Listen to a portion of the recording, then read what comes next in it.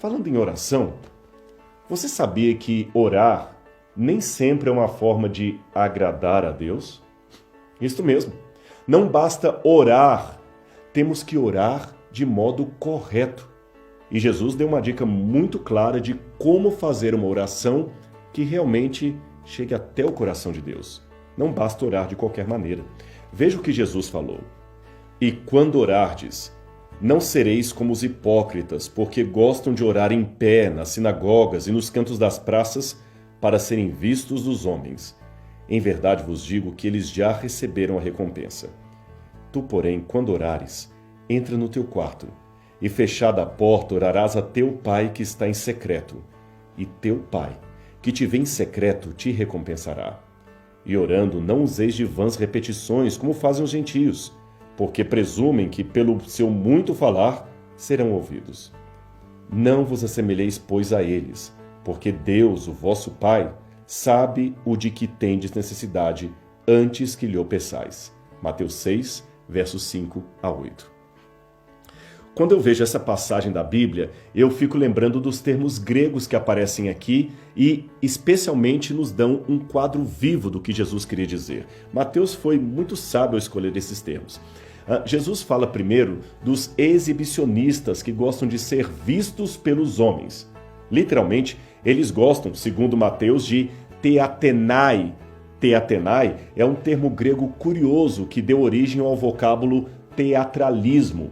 Em outras palavras, os que se exibem em orações públicas, cheias de piedade, estão apenas interpretando o papel de religiosos sem que o sejam de fato. O outro problema é a extravagância espiritual, que pode até levar à histeria.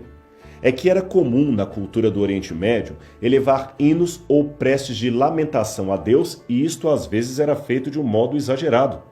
Esse lamentar era expresso por um verbo grego antigo que eles diziam kopto. E se você olhar no dicionário, kopto significa cortar ou cortar-se a si mesmo, dependendo do modo verbal em que ele se encontra.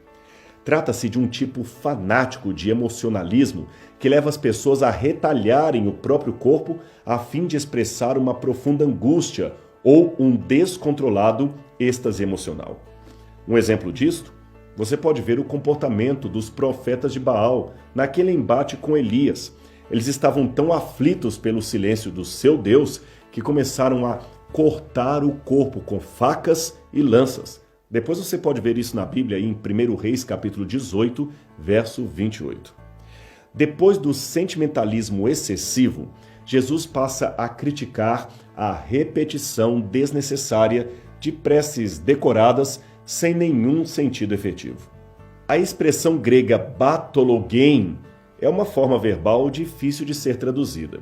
O Dr. Robertson, que foi um dos mais famosos especialistas em língua grega do passado, explica esta expressão como sendo mera onomatopeia, ou seja, um mero blá blá blá. Uma outra proposta foi apresentada por Albright e Johnson, que traduzem respectivamente a palavra por gaguejar e tagarelar. E tem mais um, Adam Clarke, que, na mais interessante explicação do termo, cita uma informação atribuída a Ceudas, onde o termo original seria batos, uma palavra mormente traduzida por gago e tagarela, mas que nos seus primórdios significava o nome de um homem que era compositor de hinos muito prolixos com desnecessárias repetições de ideias. Os hinos que ele fazia era algo mais ou menos assim que ele escrevia: ó grande Zeus, ó grande Zeus, ó grande Zeus, repetido um sem número de vezes. Era como se o Deus deles estivesse surdo ou não ouvisse da primeira vez. A palavra polulogia, excesso de palavras, está logo abaixo na mesma unidade literária de Mateus, e ela também nos ajuda a entender aquilo que Jesus chamou de vãs repetições, como abrangendo tanto as recitações declamativas e sem sentido, quanto o excesso de formalidades e termos e prolixidade desnecessária numa prece que deveria ser simples quando elevada diante de Deus. O Pai Nosso, que aparece em seguida, torna-se nesse sentido uma oração modelo, completa, simples, justamente por causa da sua objetividade e do seu intento.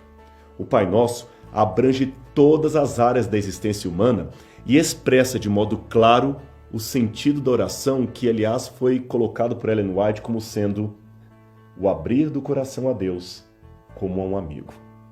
Simples assim. E por que não fazer isto hoje mesmo? Por que não começar agora? Fale com o Pai. Eu tenho certeza que Ele está ansioso para ouvir a sua prece. Uai, seu app de vídeos curtos.